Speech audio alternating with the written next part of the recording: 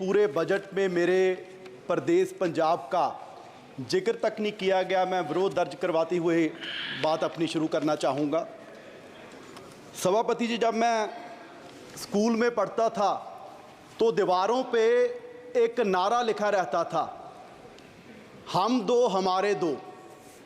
और पूरे देश के लोग जानते हैं कि पिछले 10 साल दो साहब की सरकार चल रही थी।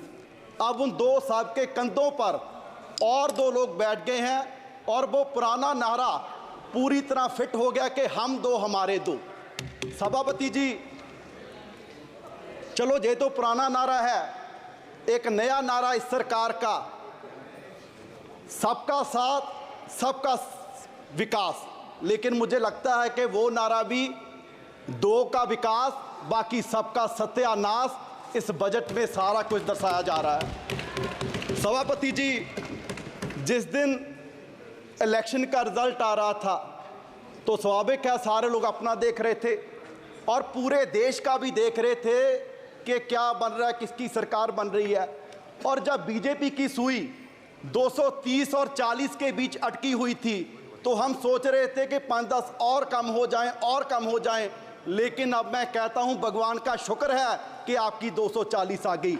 अगर 5-10 और कम हो जाती, पता नहीं बाबूजी नायडू जी के साथ कोई और बाबूजी आ जाते और इस वजह से और शिक्षा का, स्वास्थ्य का, मनरेगा का और किसानों का बजट और कम हो जाता।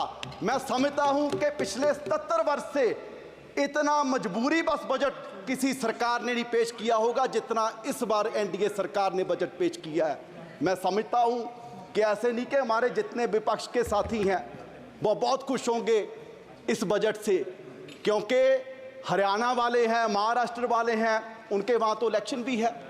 लेकिन मैं उनको कहना चाहता हूं कि आप सरकार की मजबूरी समझिए। यूं ही कोई इतना बेवफा नहीं होता, कुछ तो मजबूरियां रही होंगी और मजबूरी सिर्फ यही है कि वो सत्ता वाली कुर्सी बचानी है और उसके लिए कुछ भी करना पड़ जाए। और उसके लिए आपने अपने बजट में जो 4 बातों का जिक्र किया है कि युवा का, किसान का, महिलाओं का, गरीबों का ख्याल इस बजट में रखा गया है। क्या हुआ? तो सभापति जी, किसानों से वादा किया गया था कि 2 गुना उनकी आमदनी करेंगे, एमएसपी का वादा किया गया।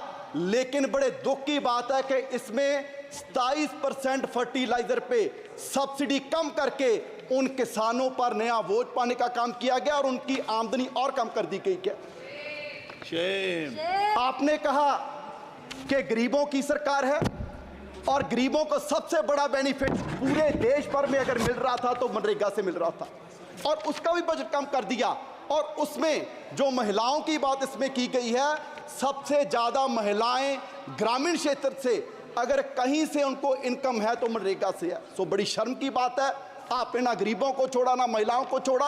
और उसके बाद युवा की बात की गई। सर, आपके ही इकोनॉमिक सर्वे में जिक्र किया गया कि भारत क्योंकि युवा देश है, यंगिस्तान है, तो यहाँ एआई पर हमारे रिसर्च नहीं हो रहा। जितने रिसर्च पेपर्स हैं, अगर हम अमेरिका से कंपैरिजन करें, चाइना से कंपैरिजन करें तो हम बहुत पीछे हैं। तो उस पर फंड देने की जरूरत थी। पर सर, बड़े दुख की बात है कि आपने आईआईटीज का बजट कम कर दिया, आईएमएम्स का बजट कम कर दिया। क्या इस तरीके से हम देश को आगे लेके जाएंगे?